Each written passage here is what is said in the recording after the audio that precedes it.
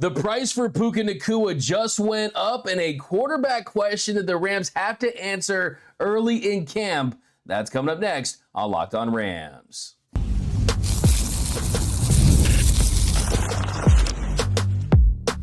You are Locked On Rams, your daily Los Angeles Rams podcast. Part of the Locked On Podcast Network, your team every day. What is up, Ramily, and welcome to another episode of Locked On Rams, your daily podcast covering your Los Angeles Rams, free and available wherever you get your podcasts. Locked On Rams, part of Locked On Podcast Network, your team every day. We're also available over on YouTube, so if you haven't yet, do me a huge favor, trying to get to 18,000 subscribers by training camp. Very close, so join the party, hit the subscribe button, hit the notification bell, and if you're already a subscriber and you want to support the channel, hit the like button, drop a comment. Podcast listeners, write us a review, and we'll read it on the show. My name is Doug McCain. Friends call me DMAC. You can follow me on X and Instagram at DMAC_LA. I've covered LA sports for over a decade, 24/7 sports, Bleacher Report as Cy. I also do NFL radio for Westwood One. Today, I'm in Atlanta, coming back from the MLB All-Star Game, flying solo, but the People's Champ will be back tomorrow, so be on the lookout for that. And on today's episode, we are talking about the quarterback position and a question the Rams must answer early on in camp. And we're also talking some Davante Adams, what Puka Naccua's contract could potentially look like. But first, today's episode is brought to you by FanDuel. Right now, new customers can get $150 in bonus bets when your first $5 bet wins. Okay, so getting close to training camp, and we're going to have tons of storylines, tons of news and nuggets. I'll be out at camp reporting anything we're seeing, so definitely be on the lookout for that when that comes. But I found it really interesting how this new deal for Garrett Wilson could potentially impact Puka Nacua. So Jets receiver Garrett Wilson, he signed a $130 million deal with the New York Jets. And there was some doubts about his future in New York. And when Aaron Rodgers came there and they traded for Davante Adams, he was not happy.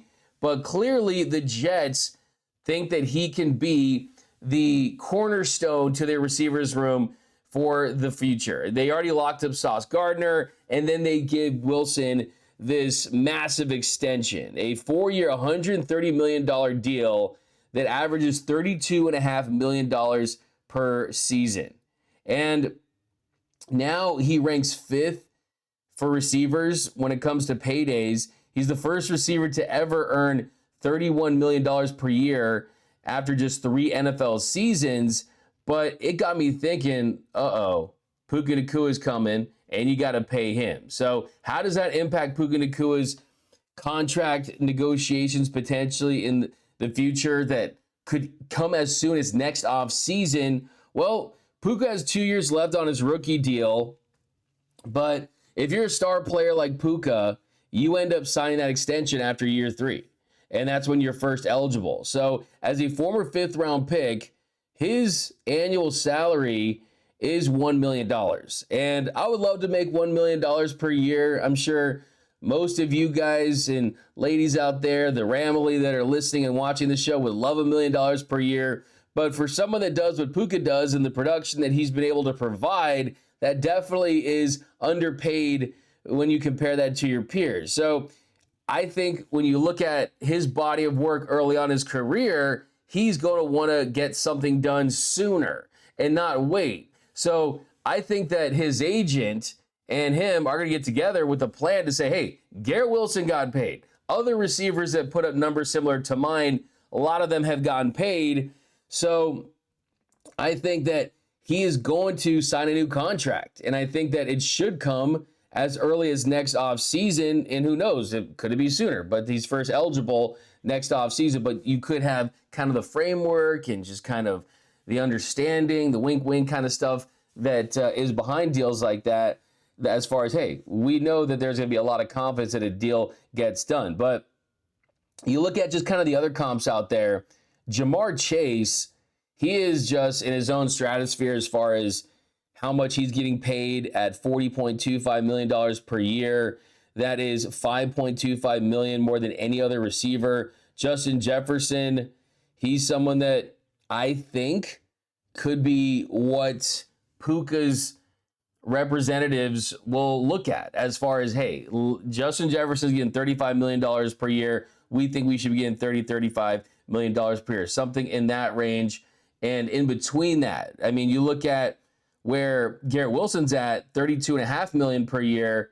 He absolutely should get paid more than Garrett Wilson. You look at CeeDee Lamb, he's at $34 million per year. He signed his extension before his fourth season in the NFL, and that's exactly what Justin Jefferson did. Wilson was a year early, which is probably why his salary, and also too, it's like, I mean, production-wise, he's had his moments, but he's not this like perennial all-pro that those guys have been. I think that the Jets are hoping that Wilson reaches his potential and his ceiling, and I don't think they think that he did that. But with Naccua, he's got an extra year to sign his next contract, and he could get a massive bag sooner than later. But the only things that you look at for Puka is the injuries. I mean, really, injuries, a significant drop in production, but I don't see why that would happen. When he's out there and he's healthy, he's been one of the best top-tier receivers in the sport. I think, too, with Puka, he's a little more unique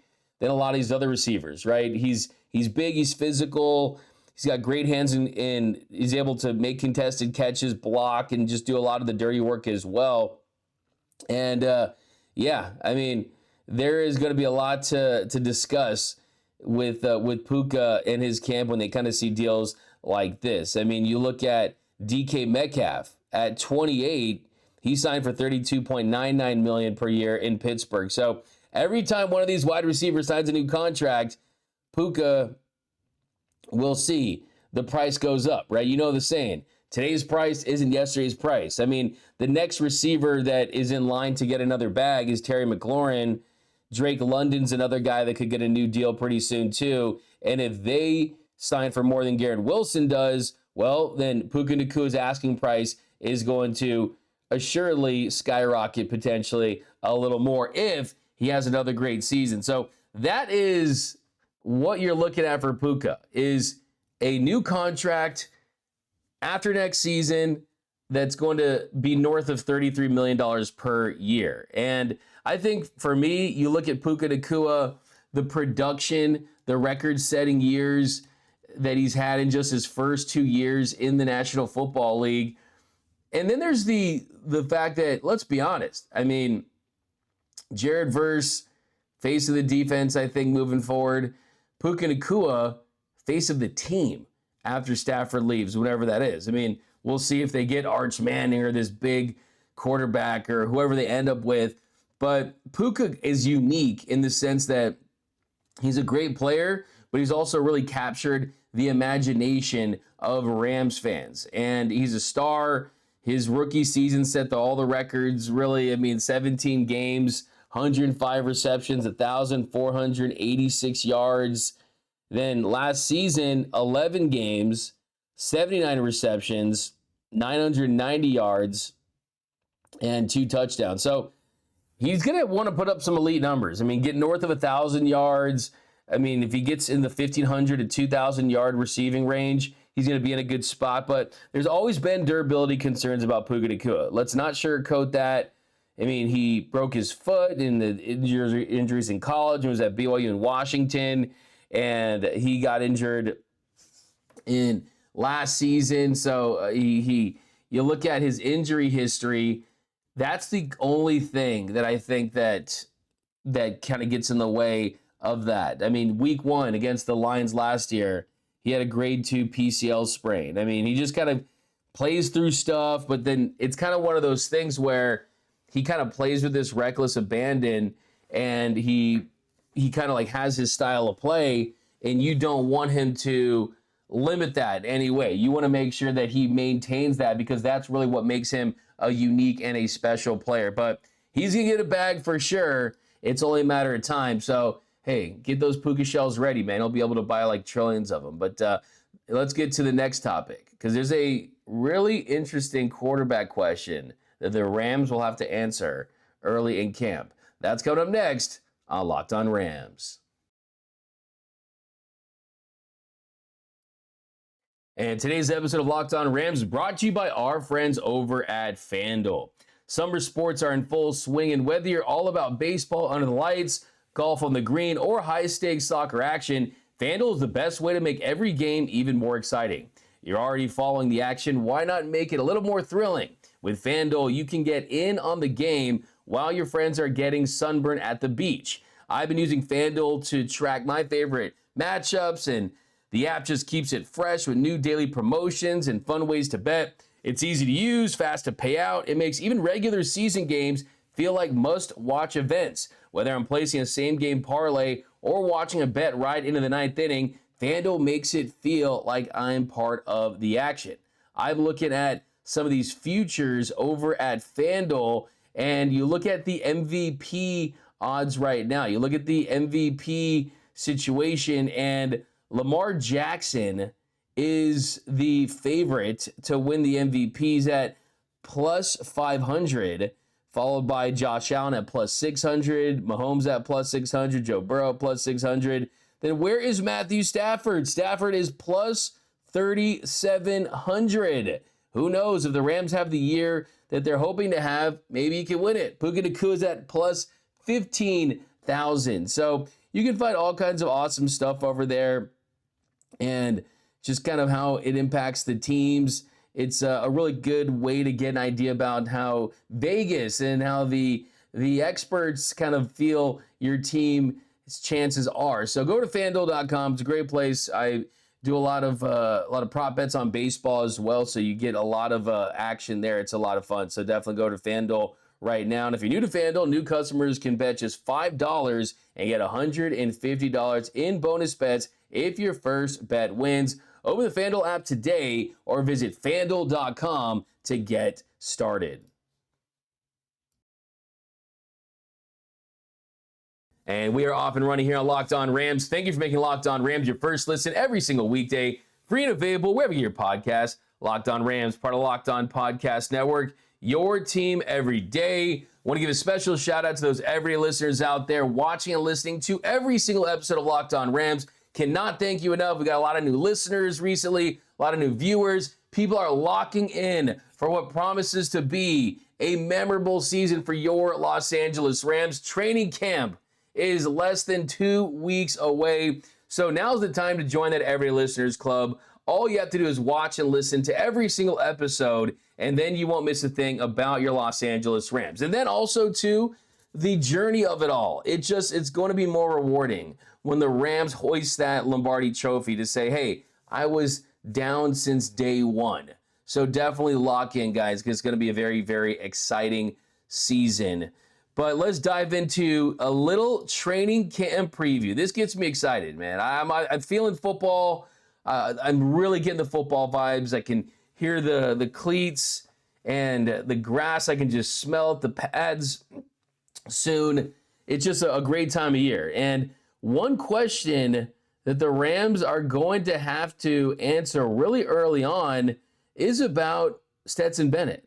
Because we know the quarterback position is figured out at this point. We know that Matthew Stafford, of course, he is their quarterback. And Jimmy Garoppolo is back as the backup. The Rams, they signed him to a one-year deal at $4.5 million, where there's an additional $9 million in incentives. So the Rams will not be cutting Jimmy Garoppolo, and we know Matthew Stafford is Matthew Stafford, right? And when the Rams do report to training camp, which, by the way, is July 22nd at Loyola Marymount University, LMU, and practice starts just 2 days later, well, what is Stetson Bennett going to look like? Because Stetson Bennett is definitely on the bubble. Bennett, who has made the 53-man roster in the last 2 years, did step away from the team as a rookie in 2023, did come back last season. He was dealing with some stuff in 2023, but did make his way back. And he hasn't been great at all. I mean, he's definitely underperformed in the preseason games. He's a fourth-round pick, but I don't think they're ready to move on from him. I really don't. I mean, if he does struggle really badly in preseason the way he did last year, Like we're talking really, really bad. I mean, where he was leading the league in preseason interceptions and just wasn't making reads and was throwing interceptions, looked kind of small in the pocket. If that's the case this year, maybe they do move on from him. I mean, he has to show that he's improved. I mean, I'm looking at Stetson Bennett. I want him to be a part of this team. I think there's just something about the guy. You talk about aura, you talk about guys that are interesting. He's won multiple national championships in college, so he's a proven winner that you never want to count out, mind you, right? This is a guy that was at community college, and then he goes and leads the Georgia Bulldogs to multiple titles. Just walking around here in Atlanta, you see Stetson Bennett jerseys, you see Stetson Bennett artwork. This guy is a folk hero here, and that's because he brings that underdog mentality, that chip on your shoulder, undersized, wasn't viewed as a super prospect, and then was able to accomplish some big things. So I think that in the history of Stetson Bennett's career, it almost feels like he's got the Rams, he's got the NFL, he's got the sport right where he wants them, because usually throughout the course of his career, that when the going gets tough and it looks like he's done, then he comes back in a big way and finds a way to make things happen. So I look at Stetson Bennett as I just want to see improvement. Let's not forget, this is a guy started Georgia in 2017, then went to Jones College, then goes back to Georgia, stays there for 4 years, and becomes this crazy the hero. By the way, Jones College is a community college in Mississippi. They are the Cardinals. Their nickname is the Bobcat. No, their colors are cardinal and gold, very USC vibe, but they are the Bobcats. Their mascot is Bruiser the Bobcat. I don't know why I have to know information like that, but it bugs me if I don't. So yeah, he did spend a year at Jones College. Now he's with the Rams. And the reason I bring that up, though, is this is not a joke here. I mean, I do think that's a part of his DNA. Players are who they are. When you have this history of kind of hitting rock bottom, but somehow figuring out at the end, that gives me more confidence to feel like he could achieve something similar with the Los Angeles Rams. I say that as a positive. If you're some five-star recruit, let's say five-star recruit at USC, Ohio State, Florida State, Alabama, Texas, all these big-time major schools, you're a five-star in high school, you go there and you never face adversity, you're always having success, and then you get to the NFL and then it doesn't work out for you. Do you really have that history? Can you point to something to say, hey, I was really, really bad, the odds were against me and I persevered? A lot of those guys, the answer is no. For Stetson Bennett, he knows that it looks like at times during the course of his career that it's dark, but then he sees the light at the end of the tunnel. I'm hoping that is the case. Now, I do think there's a decent chance that the Bennett versus Dresser win debate kind of picks up, because I think with Dresser win, kind of the interesting thing is he's back, he knows the offense, and with him, is he a kind of a safer bet? That's kind of the only thing. I think that Stetson Bennett has a lot more upside for sure, but this is a camp battle. Like, this is definitely a camp battle that you want to watch. I know it sounds kind of silly. Like, wait a minute, we're putting some stock. We're gonna watch a camp battle for a third string quarterback. Yeah, the answer is yes, because Bennett could be the guy moving forward too, and I think that he has an edge because where he stands on the team. Wynn was just signed this summer. So I think when you consider that, the fact that he was signed just this summer, it kind of tells you that, hey, he doesn't have that equity with his organization, right? Even though he has some history there. And look, the truth is too, it's a two-man battle, right? There is not going to be anyone that's competing aside them. There's no other guys that are in the mix, and we know that it goes Matthew Stafford, it goes Jimmy Garoppolo, then it goes Stetson Bennett or Dresser Wynn. So I think you look at the competition right now, I'm going to plant my flag. I'm going to say that Stetson Bennett has a better preseason. I've heard great things about him in the offseason, just studying defenses, working on optimizing his skill set.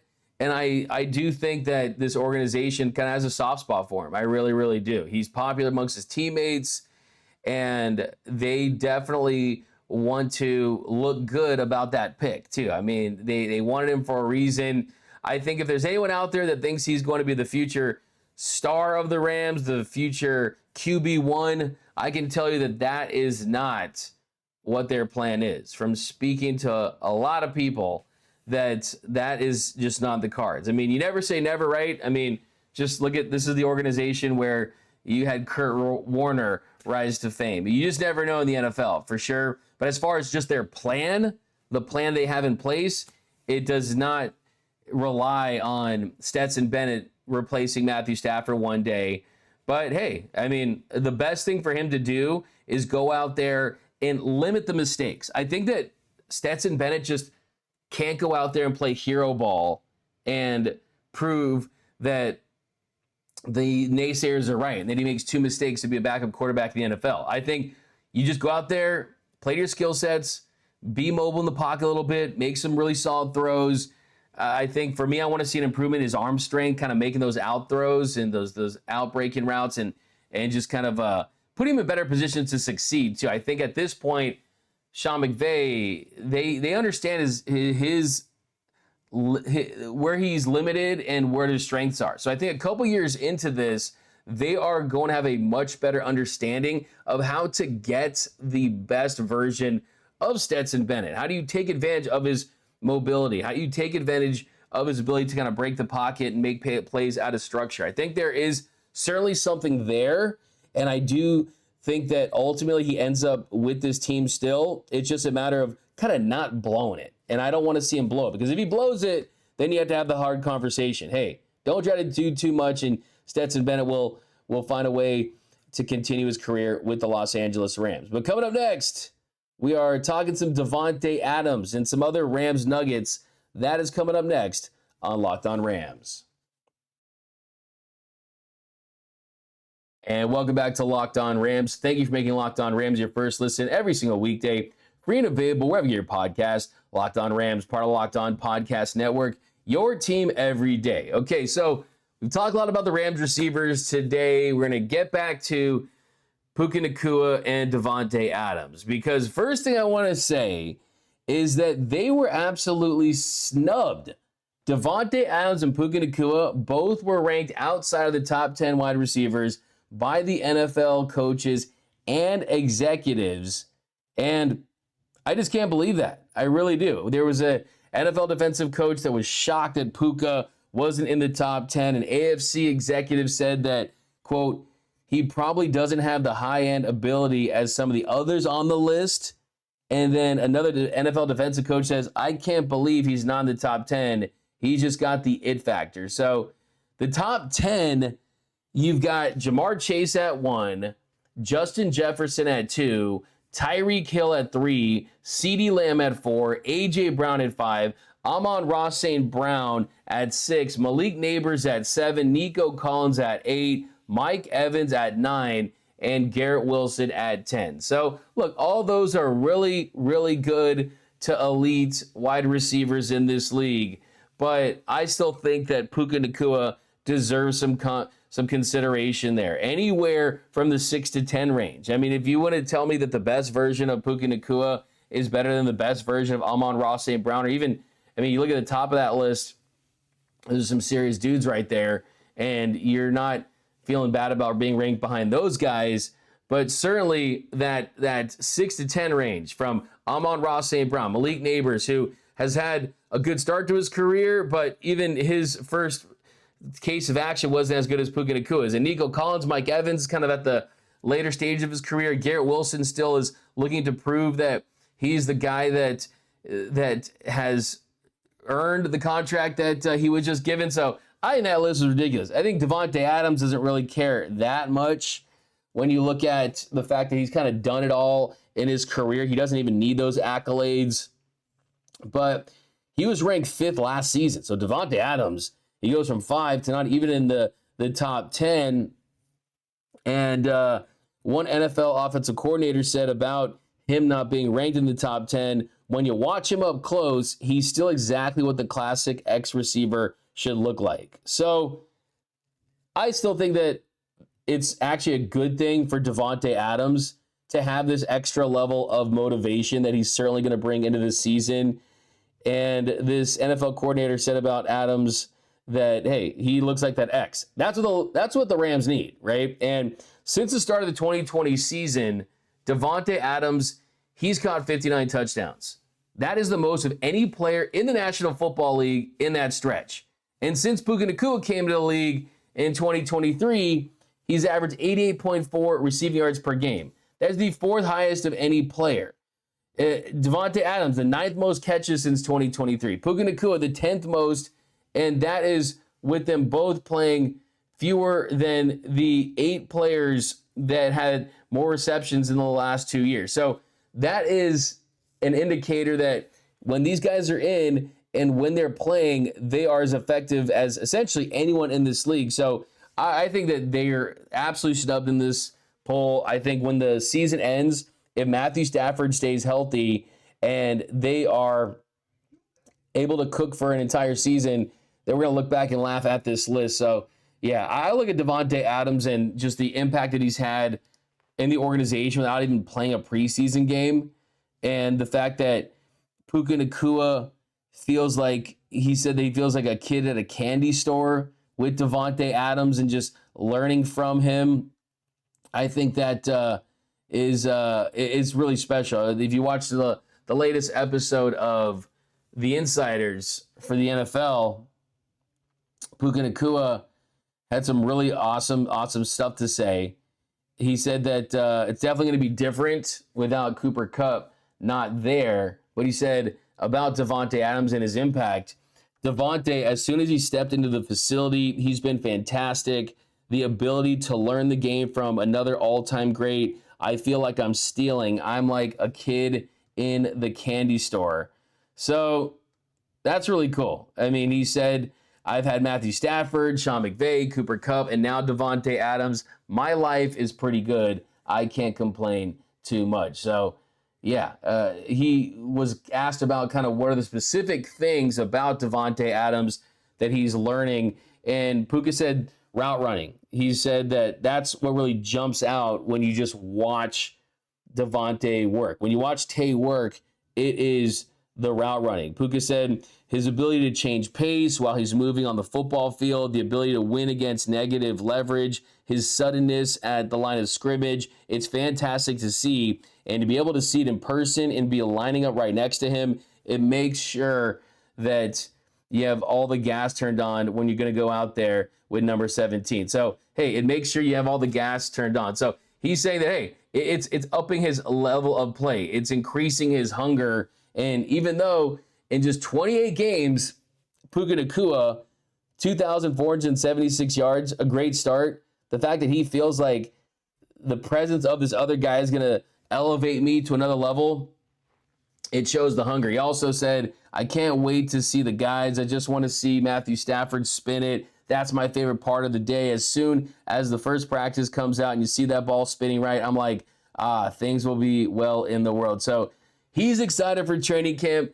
I'm excited for training camp. I know the Ramley out there, you guys are excited for the training camp to start, and it is going to be electric at LMU on July 24th. But that's going to do it for this episode of Locked On Rams. My name is Doug McCain. You can follow me on X and Instagram at DMAC_LA. And until next time, whose house? It's Locked On Rams house.